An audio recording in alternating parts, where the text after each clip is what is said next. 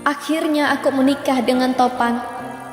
Pria yang selama ini aku cintai meskipun dia tidak tahu siapa aku sebenarnya.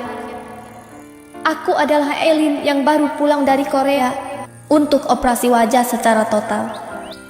Mungkin ini terdengar konyol, tapi hanya itulah yang bisa aku lakukan untuk mendapatkan dia.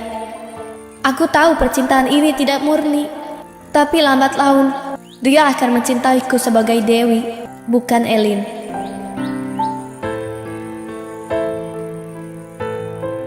Kenapa nggak kawin aja sih bang? Kan enak. Gua tabok lu, Nak. Ya kan katanya minta solusi. Ya tapi yang bener dong. Tapi bener sih bang, gue juga setuju kalau lu nikah. Setujunya dari mana, hah? Ya kan lu emang udah sepantasnya nikah bang, di umur segini. Ya bukan soal umur, Yot. Ini kan soal kesiapan hati. Lagian gue juga gak punya perasaan sama sekali sama dia. Tapi kan perasaan bisa dibentuk bang. Lu juga setuju, Dot, gue nikah? Ya setuju aja, kenapa enggak? Hah, enggak. Enggak ada yang bener lu berempat. Kalau lu, Bi, gimana menurut lu? Ya, gua aja pengen nikah bang di umur segini. Masa lu nggak mau sih? Ya, sama aja lagi lu. Nah, kalau lu nggak mau, ya si Robi aja yang nikah sama si Dewi. Ide bagus tuh. Dengan Teh Dewi nikah sama si Robi, otomatis kan Teh Dewi tinggal di rumah si Robi. Apaan sih lu? Tanya dulu Teh Dewinya mau nggak sama gua? Jangan. Enggak setuju gue. Lah, Kenapa bang? Ya sayang aja. Cewek baik kayak gitu kawin sama bajingan kayak si Robi. Ya mending sama gua. Ya udah makanya kawin sama lu, kawin aja sama lu. Masalahnya dia mau nggak sama gua?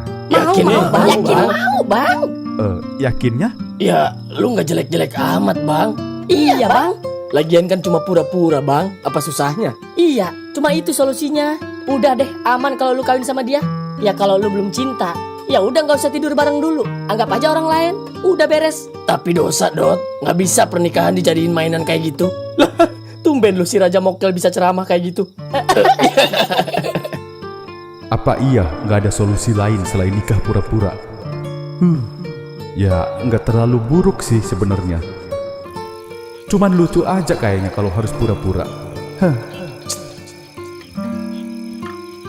Apa gue coba dulu ya ngomong sama dia? Siapa tahu ternyata dia juga setuju sama solusi ini. Iya deh. Kaget, kirain udah tidur. Lagi ngapain? Enggak, lagi ngelamun aja. Si Babe mana? Udah tidur. Oh, iya. Kamu udah ngantuk belum? Kenapa emang? Saya mau ngomongin itu. Ngobrolnya di luar aja yuk. Iya ya. Setelah saya pikir-pikir, ada benernya juga ternyata si Babe. Soal apa? Itu yang nikah pura-pura itu. Tapi saya nggak maksa. Saya cuma mau nanya, menurut kamu solusi itu gimana gitu? Jujur Pan, sebenarnya saya sama sekali nggak keberatan. Toh itu cuma pura-pura. Lagian nggak mungkin juga kita jatuh cinta, ya kan? Ya itu justru nggak mungkin lah. Tapi emang nggak kenapa-napa kalau status kamu jadi bersuami? Kan itu mempersulit jodoh kamu. Sekarang siapa laki-laki yang mau sama kamu kalau status kamu aja udah nikah? Justru saya bangga punya status menikah. Karena saya punya firasat Pan. Suatu hari pacar saya bakal nyusulin saya ke sini buat minta maaf lah atau apalah. Pacar kamu yang ngebatalin pernikahan kemarin? Iya, dan kalau itu beneran terjadi, dia nggak bakal ganggu saya lagi karena saya udah bersuami. Oh, iya paham. Terus? Terus apa? Kita mau nikah aja ini.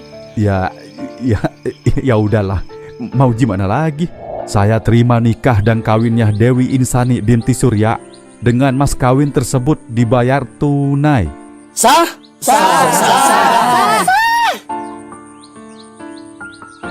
Setelah rencana pernikahan Dewi mendadak batal, situasi menjadi semakin rumit bagi dirinya dan Topan. Kejadian ini segera menjadi bahan pembicaraan warga sekitar yang mulai menekan mereka agar segera mengambil keputusan. Mereka khawatir bahwa keberadaan Dewi dan Topan dalam satu rumah tanpa status yang jelas akan menimbulkan fitnah. Pak Haji, seorang tokoh masyarakat yang dihormati, memberikan 3 pilihan kepada mereka. Salah satu harus pergi dari rumah.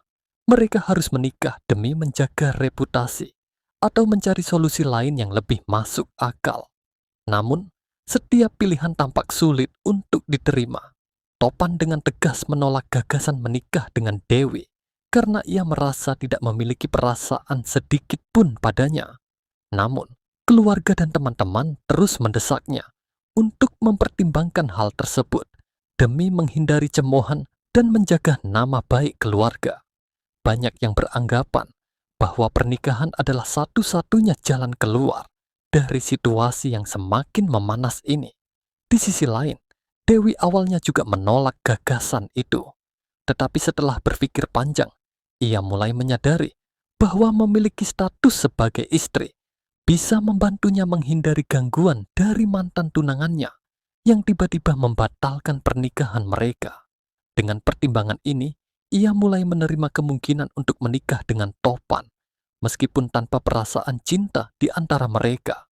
Setelah berbagai diskusi yang melelahkan, mereka akhirnya setuju untuk melangsungkan pernikahan pura-pura. Tujuannya hanya untuk menenangkan warga sekitar dan menjaga kehormatan keluarga mereka. Namun, kesepakatan ini dibuat dengan syarat bahwa tidak akan ada keterlibatan perasaan dan mereka akan menjalani pernikahan ini sebatas formalitas saja. Namun, ada sebuah rahasia besar yang tidak diketahui oleh Topan. Dewi sebenarnya bukanlah dirinya yang ia kenal selama ini. Ia adalah Elin, seorang wanita dari masa lalunya yang telah menjalani operasi wajah di luar negeri demi mendapatkan kesempatan kedua bersama pria yang ia cintai.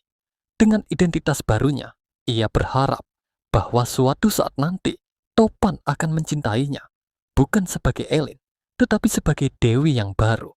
Pernikahan ini menjadi awal dari perjalanan yang penuh intrik dan kebohongan. Dewi berharap seiring berjalannya waktu, Topan akan terbiasa dengan keberadaannya.